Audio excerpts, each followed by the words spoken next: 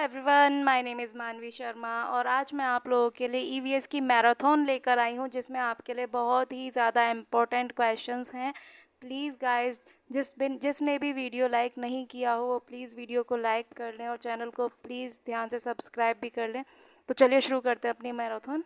ऑर्थोवेक्टर किस कार्य में उपयोगी सिद्ध हुआ है?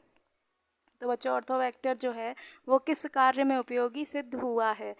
तो इसका फर्स्ट ऑप्शन है तेल के प्रभाव को नष्ट करने में, प्लास्टिक कचरा हटाने में, मत जल को नष्ट करने में या रेडियोधर्मी विकिरण को रोकने में। तो बच्चों, इसका जो सही आंसर है वो है तेल के प्रभाव को नष्ट करने में। तेल के प्रभाव को नष्ट करने में।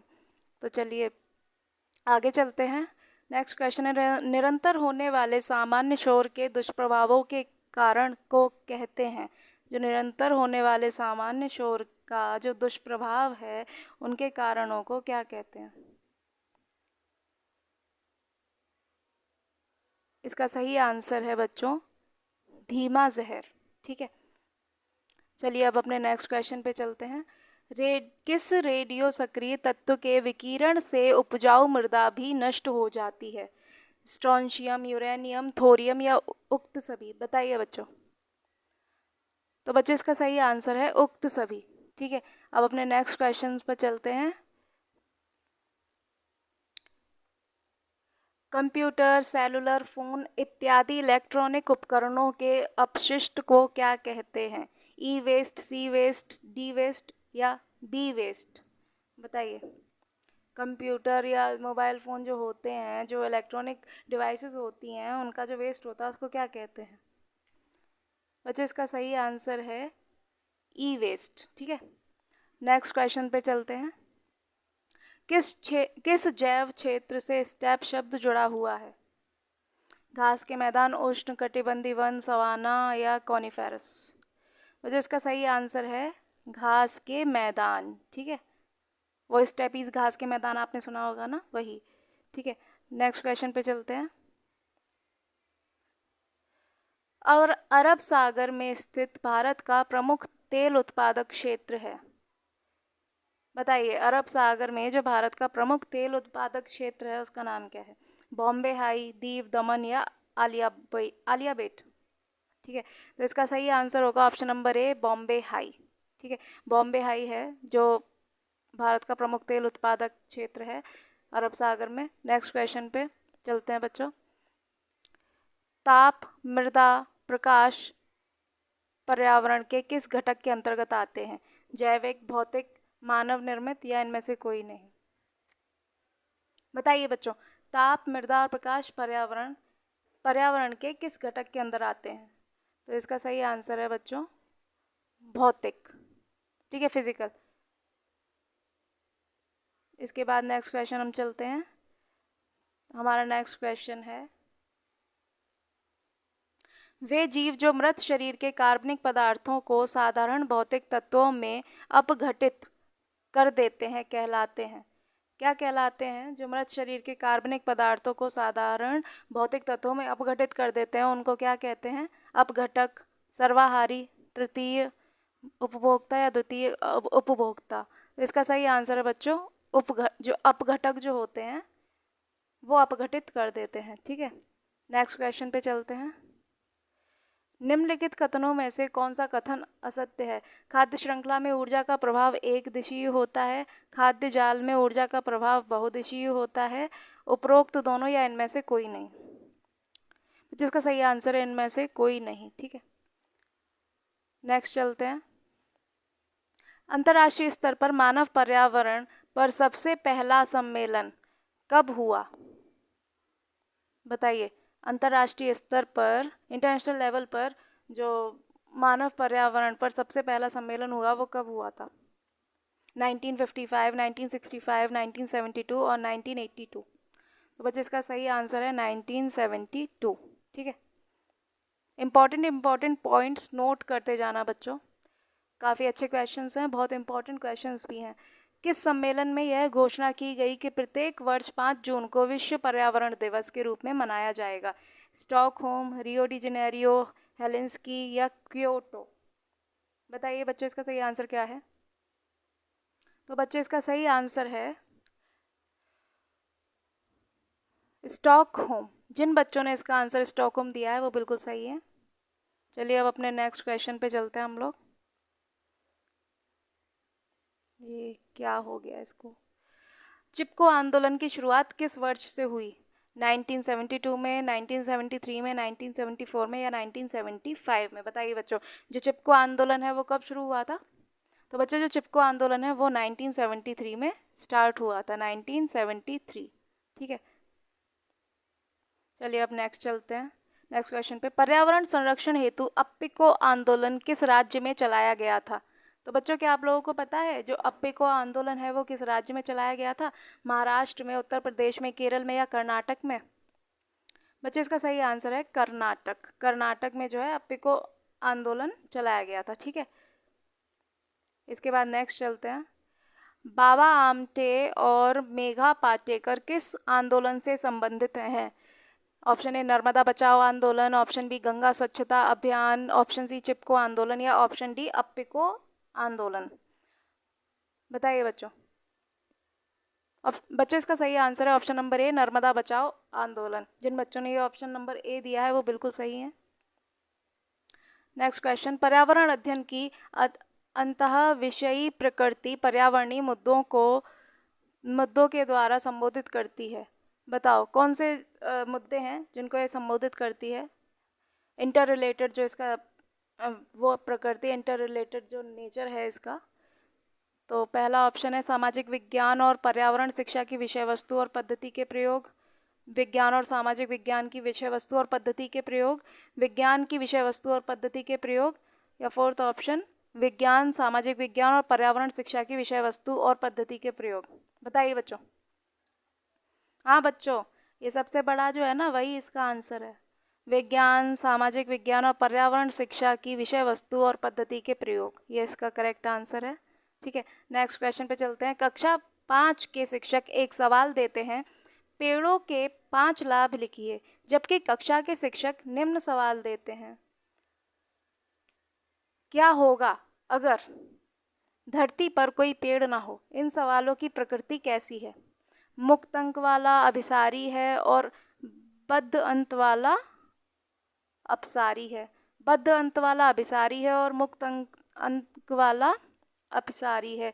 मुक्त अंक वाला अपसारी है और बद्ध अंत वाला अभिसारी है। बद्ध अंत वाला अपसारी है और मुक्त अंत वाला अपसारी है। तो बताइए इसका सही आंसर क्या होगा?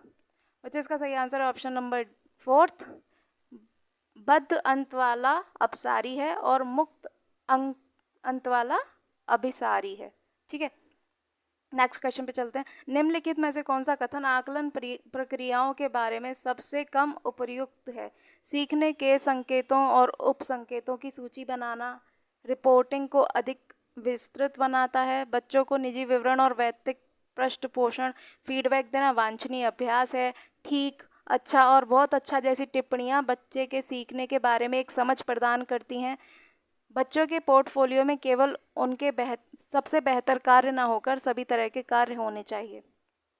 तो बताइए आकलन प्रक्रियाओं के बारे में इसमें से सबसे कम उपयुक्त जो है वो कौन सा कथन है? बताइए बच्चों। इसका सही आंसर है ऑप्शन नंबर 2, जैसा कि नीचे आंसर इसमें दिया ही हुआ है कि बच्चों को जो निजी विवरण और वैयक्तिक पृष्ठपोषण है वो देना वांछनीय अभ्यास है। तो ये सबसे कम उपयुक्त है। ठीक है, इसके बाद next question.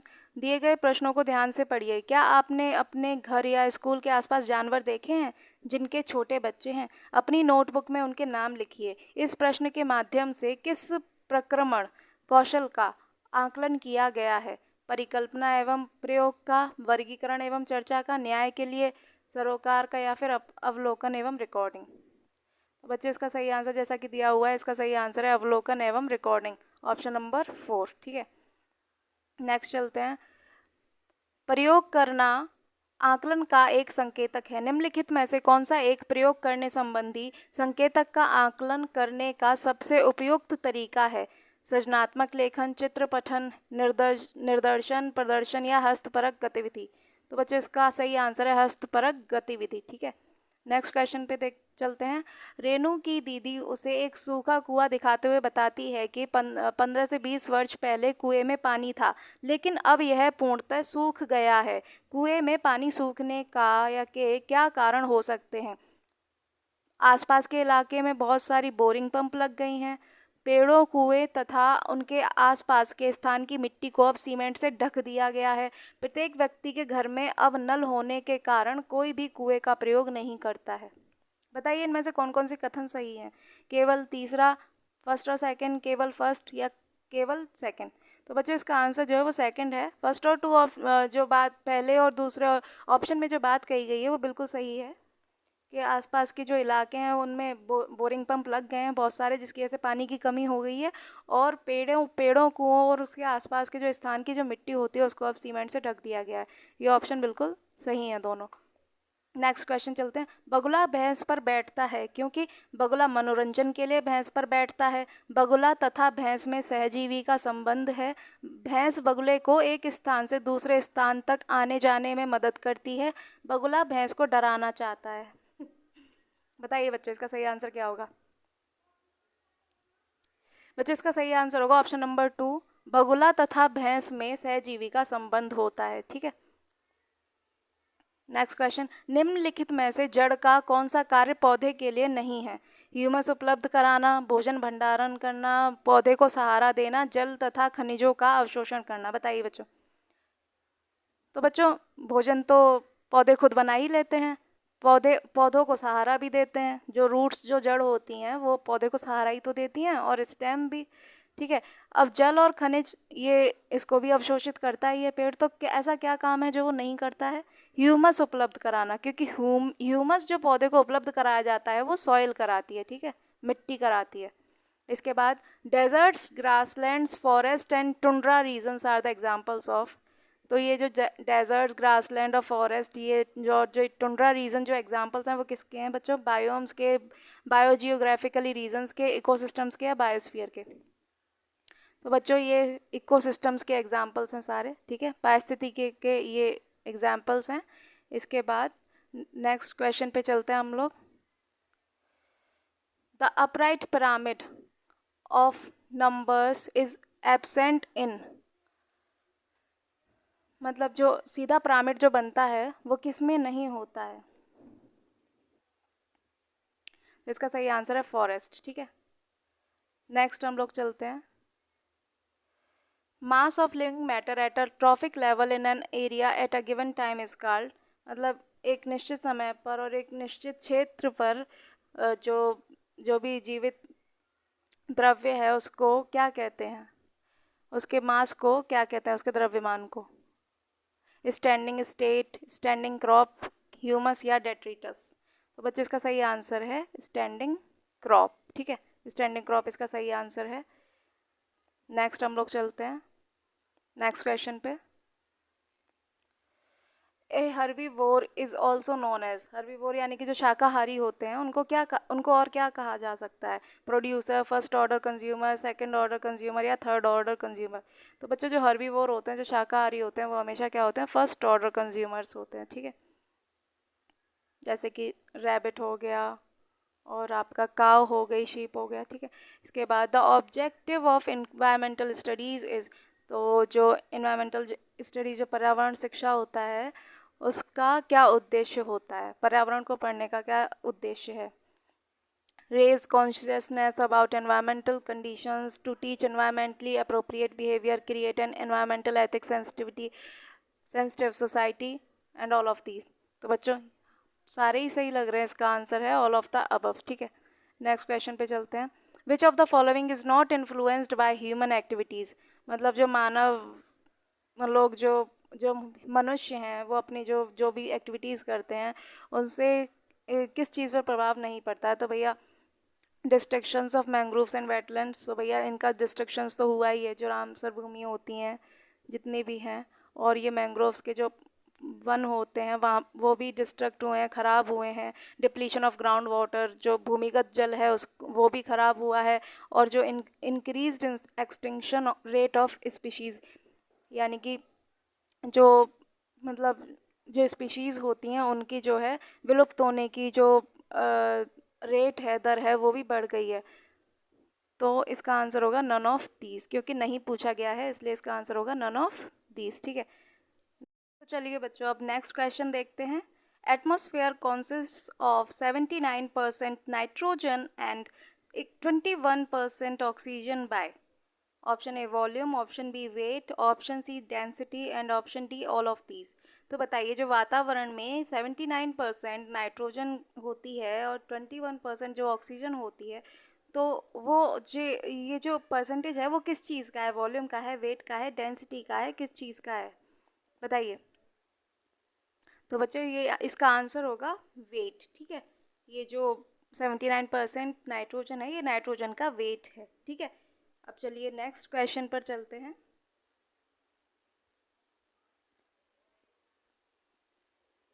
The word environment is derived from Greek, French और स्पेनिश। तो बताइए जो एनवायरनमेंट वर्ड है वो किस भाषा से लिया गया है? ग्रीक, फ्रेंच और स्पेनिश। तो बच्चों इसका सही आंसर है फ्रेंच। जो एनवायरनमेंट वर्ड है वो फ्रेंच वर्ड से लिया गया है, फ्रेंच भाषा से।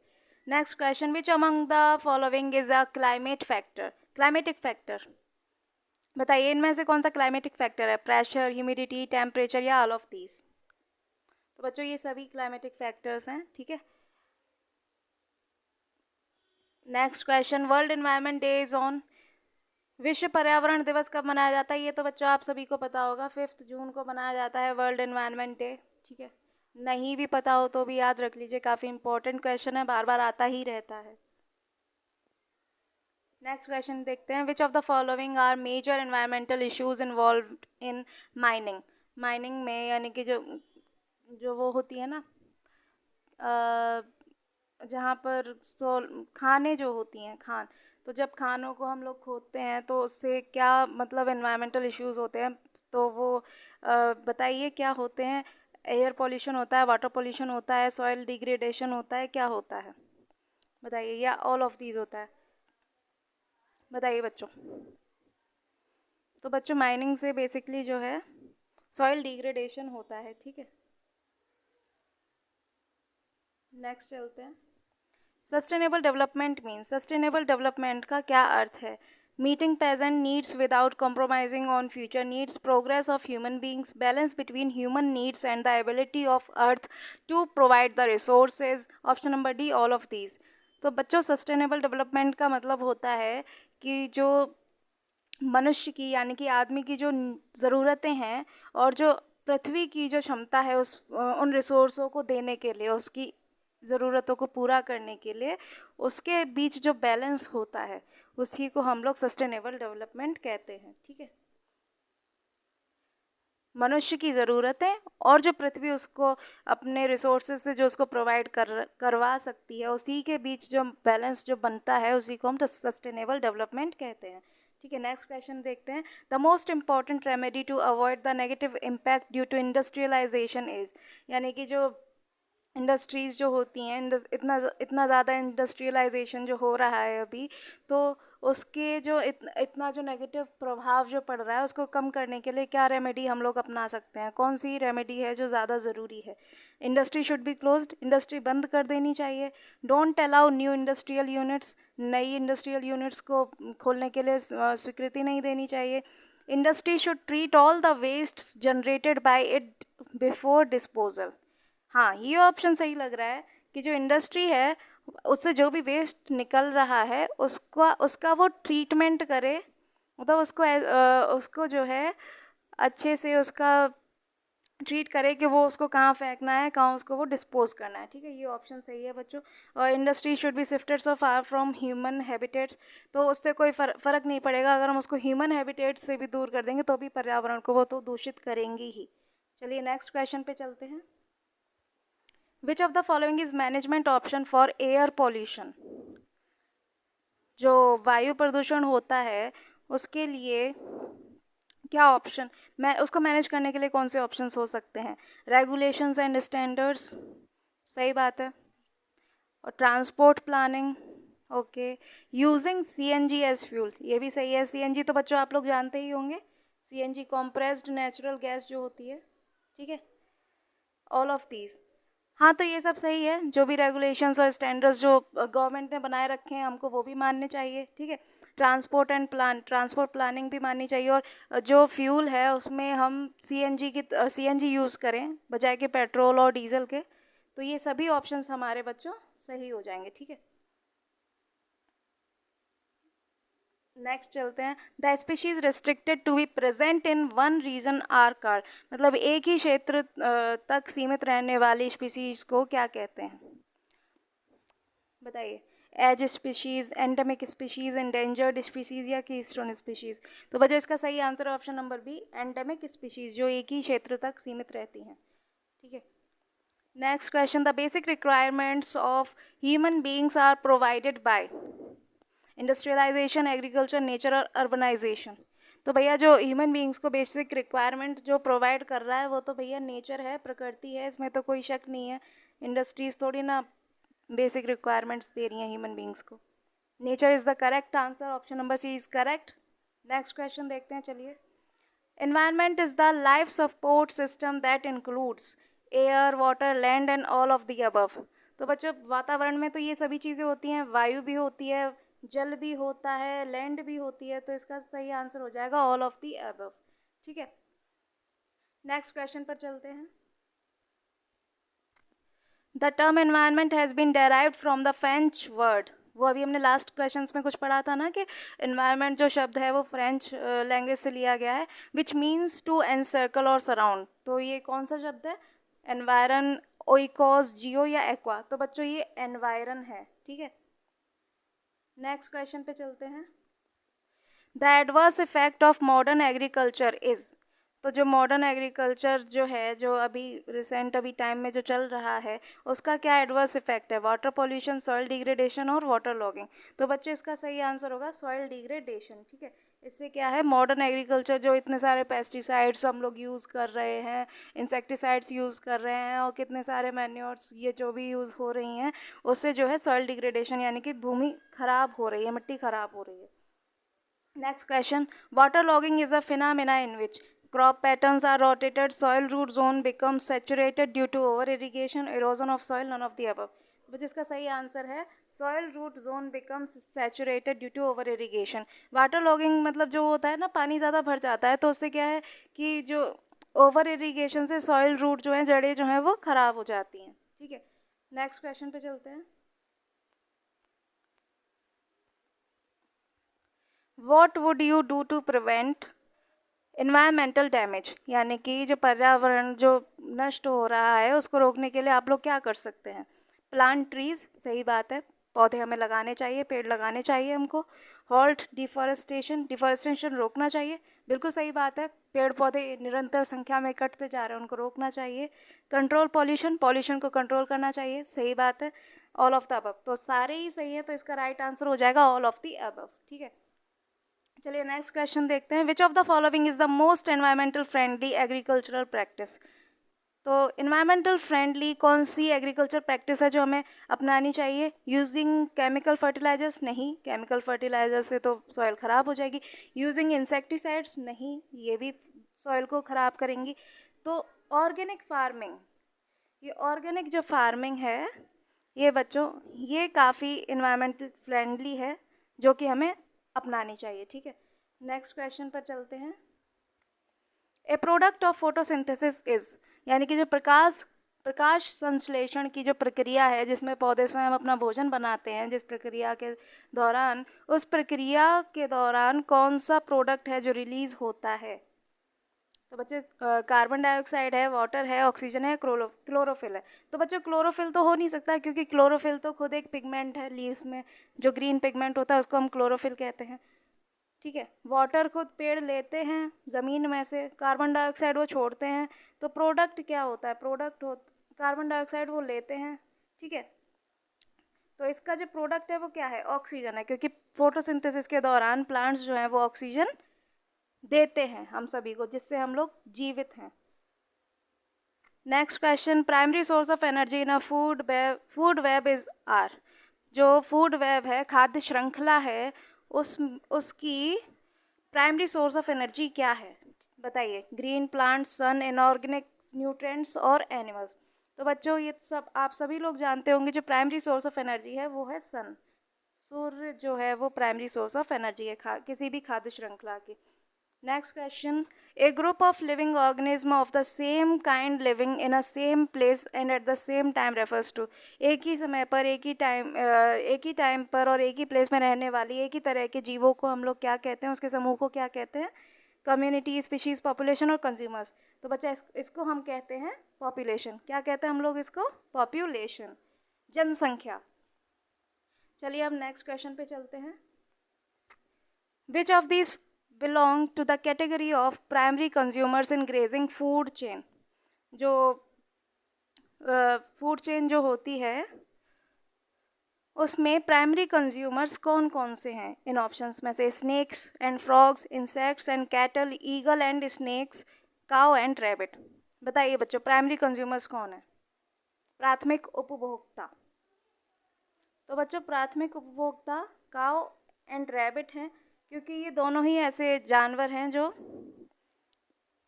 पेड़ पौधे खाते हैं, ठीक है, ग्रीन वेजिटेबल्स खाते हैं। इसके बाद the pyramid of energy is always upright for any ecosystem. This situation indicates that, मतलब किसी भी इकोसिस्टम की जो पिरामिड, जो एनर्जी की, ऊर्जा की जो पिरामिड बनती है वो हमेशा सीधी बनती है।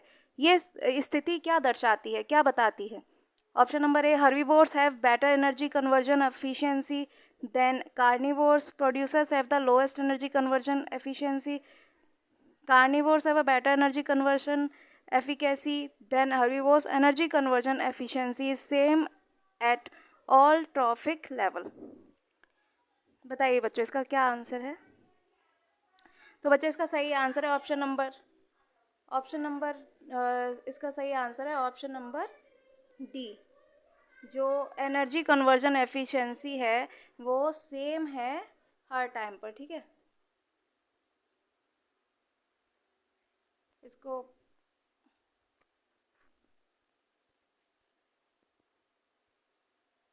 चलिए अब नेक्स्ट चलते हैं। Which of the ecological pyramid is always upright. यानी कि कौन सी इकोलॉजिकल पिरामिड है जो कि हमेशा सीधी बनती है?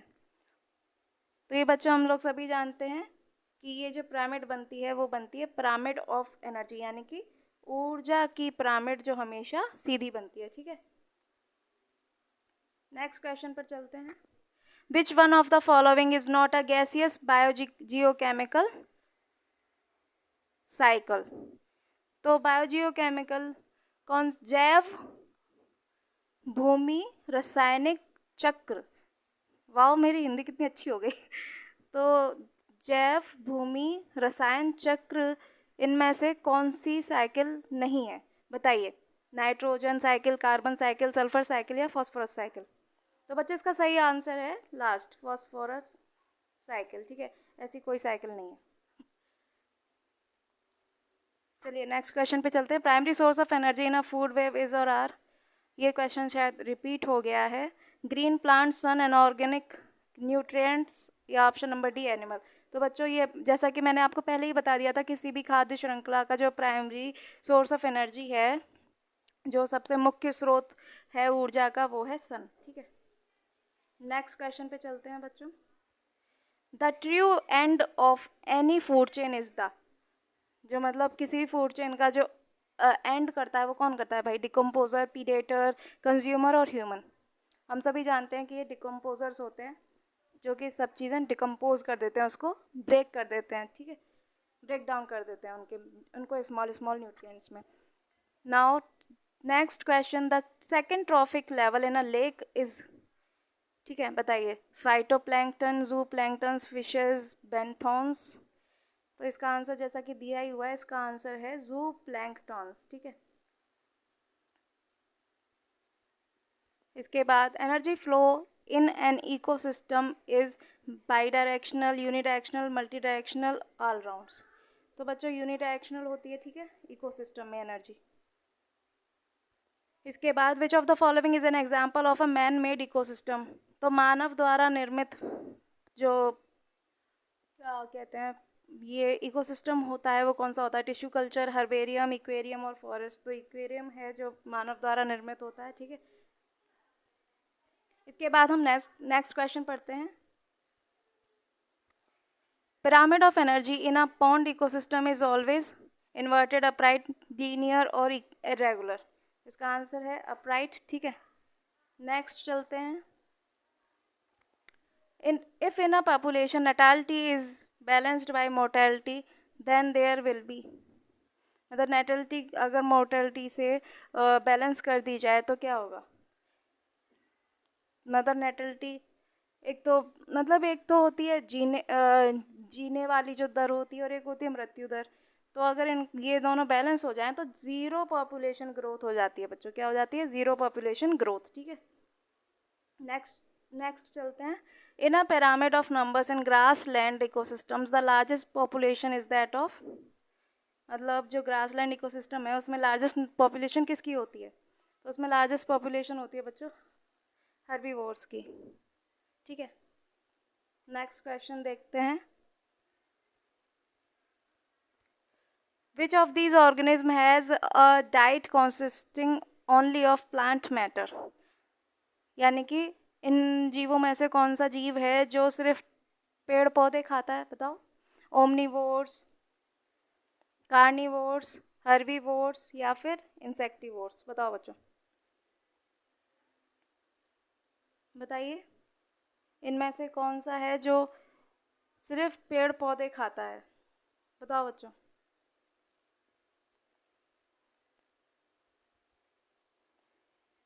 इसका सही आंसर है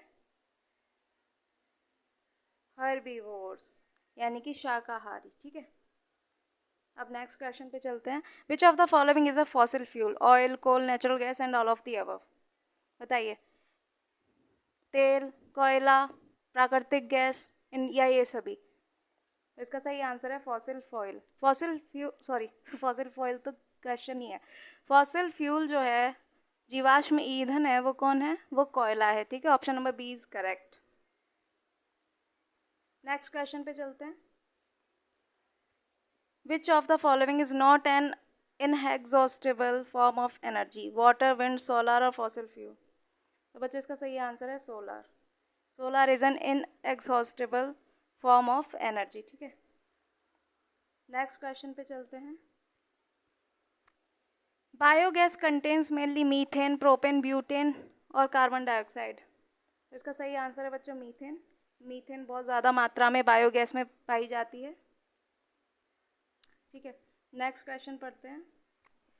the burning of fossil fuels releases a large amount of nitrogen into air, sulphur into air, carbon dioxide into air और ऑक्सीजन इनटू एयर। तो ये है सल्फर इनटू एयर, ठीक है। जो जीवाश्म ईंधन को अगर हम जलाते हैं तो भारी मात्रा में सल्फर जो है वो हवा में मिल जाती है, ठीक है। नेक्स्ट चलते हैं नेक्स्ट क्वेश्चन पर। ए poisonous gas given out of a vehicle exhaust is, मतलब वाहनों से निकलने वाली जो पॉइजनस गैस है वो कौन सी होती है? मीथेन, ईथेन, कार्बन डाइऑक्साइड और कार्बन मोनोऑक्साइड। तो बच्चों इसका लास्ट ऑप्शन जो है ऑप्शन नंबर डी वो सही है। कार्बन मोनोऑक्साइड एक बहुत विषैली गैस है, जहरीली गैस है जो कि वाहनों से निकलती है, ठीक है। Next question. The purest form of coal is, जो कोयला की जो सबसे शुद्ध फॉर्म होती है वो कौन सी होती है? एंथ्रासाइट, लिग्नाइट, पीट और बिटुमेन? तो बच्चों इसका सही आंसर है ऑप्शन नंबर सी, पीट।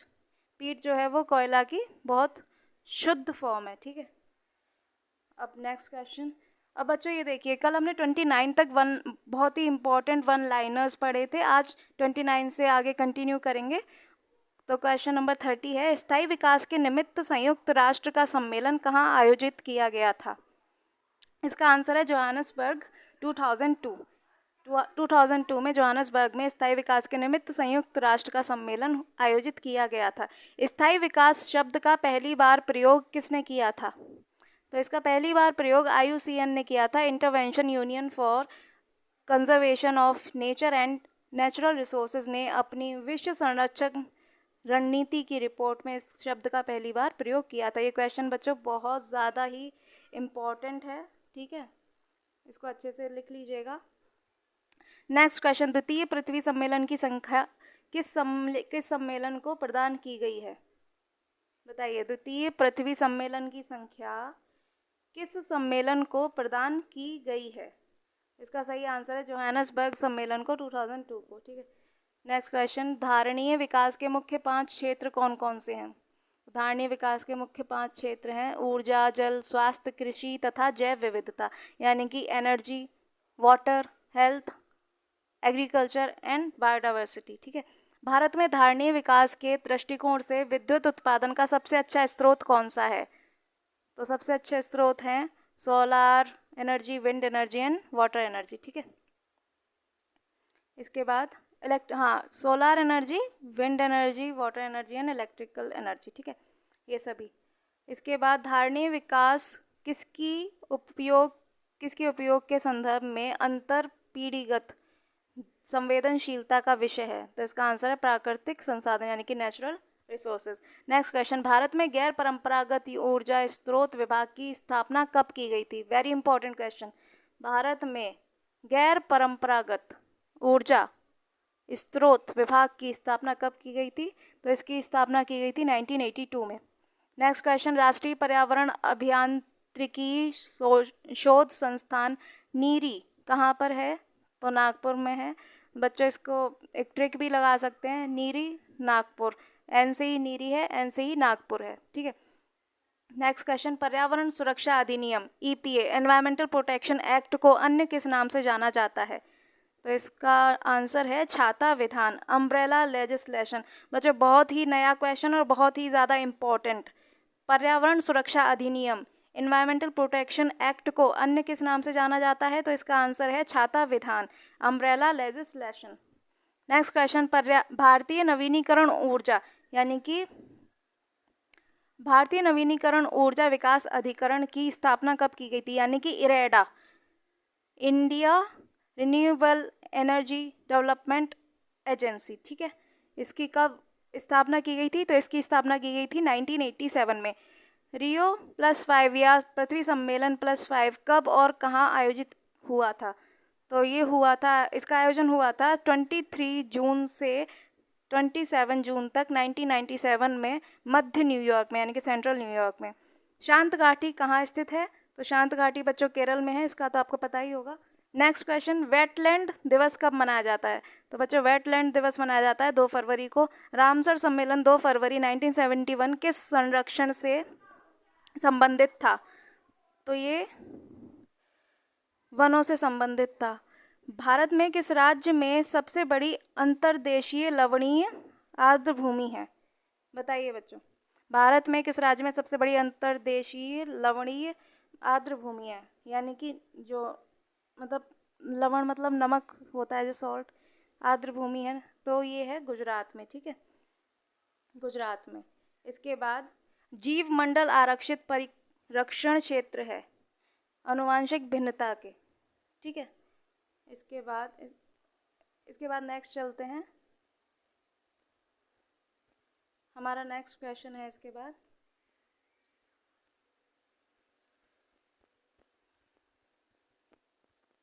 जलवायु परिवर्तन का कारण क्या है? जलवायु परिवर्तन का कारण क्या है? हरित गृह प्रभाव, ग्रीन हाउस इफेक्ट, जिसको बोलते हैं ओजोन परत का क्षरण एवं प्रदूषण। तो ये तो बच्चों हम सभी लोग जानते हैं कि ग्रीन हाउस इफेक्ट और ओजोन लेयर का जो डिप्लीशन हो रहा है और जितना भी पॉल्यूशन हो रहा है, इस सभी के कारण जो है जो जलवायु है वो बहुत ही ज़्यादा बदल रही है। ठीक है, नेक्स्ट क्वेश्चन पढ़ते हैं, ग्रीन हाउस गैसों की संकल्पना किसके द्वारा की गई थी? तो बच्चों ग्रीन हाउस गैस की संकल्पना जोसेफ फोरियन के द्वारा की गई थी। ठीक है, 50 से अधिक देशों द्वारा समर्थित UN का मौसम परिवर्तन समझौता कब प्रभावी हुआ था? तो ये हुआ था 21 मार्च 1994 को। ठीक है, कार्बन डाइऑक्साइड का सर्वाधिक उत्सर्जन करने वाला देश कौन सा है? तो बच्चों ये चीन है। ठीक है, कार्बन डाइऑक्साइड का सबसे ज़्यादा उत्सर्जन जो करता है वो करता है चीन। ठीक है, नेक्स्ट क्वेश्चन, ओजोन परत मुख्यतः अवस्थित रहती है स्ट्रेटोस्फीयर में। ठीक है, स्ट्रेटोस्फीयर जो लेयर है एटमॉस्फेयर की, तो वहाँ पे ओजोन परत रहती है। ठीक है, ओजोन परत पृथ्वी से करीब कितनी ऊंचाई पर है? तो ओजोन परत पृथ्वी से 20 किलोमीटर्स की ऊंचाई पर है। ओजोन बायोस्फीयर को बचाती है। ओजोन जो बायोस्फीयर है हमारा, वो किससे बचाती है? पैराबैंगनी किरणों से, यानी कि यूवी रेज से। ठीक है, किससे? यूवी रेज से बचाती है। ठीक है, जो अल्ट्रावायलेट रेज होती हैं उनसे बचाती है ओजोन लेयर। सूर्य से आने वाली पराबैंगनी किरणों से हो सकता है, क्या हो सकता है? त्वचा कैंसर, स्किन कैंसर हो सकता है। विश्व ओजोन दिवस कब मनाया जाता है? तो बच्चों विश्व ओजोन दिवस मनाया जाता है 16 सितंबर को। ठीक है, फ्रीजों में कौन सी गैस भरी जाती है? बताओ बच्चों। फ्रीजों में मेफ्रॉन गैस भरी जाती है। वैज्ञानिकों की किस टीम ने सर्वप्रथम अंटार्कटिका के ऊपर ओजोन छिद्र का पता लगाया था? तो ब्रिटिश टीम ने इसका पता लगाया था सबसे पहले। ठीक है, और ओजोन परत का निर्माण सर्वाधिक है। ओजोन परत का जो निर्माण है वो सर्वाधिक कहाँ पर है? तो वो अंटार्कटिका के ऊपर है। ठीक है, मॉन्ट्रियल प्रोटोकॉल 1 जनवरी 1989 किसके रक्षण किसके रक्षण से संबंधित है? तो यह है संकटग्रस्त प्रजाति, यानी कि जो इंडेंजर्ड स्पीशीज़ है ना, उनके लिए, उनकी रक्षा के लिए। ठीक है, नेक्स्ट पढ़ते हैं। किसने तिब्बत के पठार के ऊपर वर्ष 2005 में ओजोन आभा मंडल, ओजोन हैलो का पता लगाया था? बताइए, किसने पता लगाया था? तो इसका पता लगाया था GW कैटम्यूर ने। ठीक है, नेक्स्ट क्वेश्चन। भारत के कुल क्षेत्रफल में वनों का क्षेत्रफल कितना है? तो ये 21% है। किस राज्य में वनों का सर्वाधिक क्षेत्रफल है? तो मध्य प्रदेश में वनों का सर्वाधिक क्षेत्रफल है। ठीक है, भारत के किस राज्य में उसके क्षेत्र का अधिकतम प्रतिशत क्षेत्र वनाच्छादित है? बताइए बच्चों, मतलब कौन, भारत के किस राज्य में जो वो क्षेत्र है उसका प्रतिशत क्षेत्र वनाच्छादित है, बहुत ज़्यादा अधिकतम प्रतिशत क्षेत्र जो है वनों से ढका हुआ है? तो इसका आंसर है मिजोरम। ठीक है, फिर नेक्स्ट क्वेश्चन। भारत में अति सघन वनों का सर्वाधिक क्षेत्र किस राज्य में पाया जाता है? इसका आंसर है अरुणाचल प्रदेश। वनाच्छादित क्षेत्र सर्वाधिक है, जो मतलब वनों से जो ढका हुआ जो क्षेत्र है वो सबसे ज़्यादा कहाँ है? तो वो है पश्चिमी घाट में। भारत में मैंग्रोव ज्वारीय वनस्पति मुख्यतः पाई जाती है, कहाँ पे पाई जाती है? सुंदरवन में। ठीक है, नेक्स्ट क्वेश्चन। नागालैंड की पर्वत क्रमशः बंजर होते जा रहे हैं, इसका प्रमुख कारण क्या है? बताइए बच्चों, जो नागालैंड के जो पर्वत हैं, जो पहाड़ हैं, वो किस वजह से बंजर होते जा रहे हैं? तो इसका आंसर है झूम कृषि, यानी कि झूम कल्टीवेशन। तो बच्चों, आज की आपकी क्लास यहीं थी, आपकी मैराथन यहीं पे फिनिश होती है। बच्चों, क्लास को लाइक और शेयर करना मत भूलिएगा, और प्लीज़ ध्यान से सब्सक्राइब कर लीजिएगा, और आपको क्लास कैसी लगी कमेंट करके ज़रूर बताइएगा। Thank you for watching the video.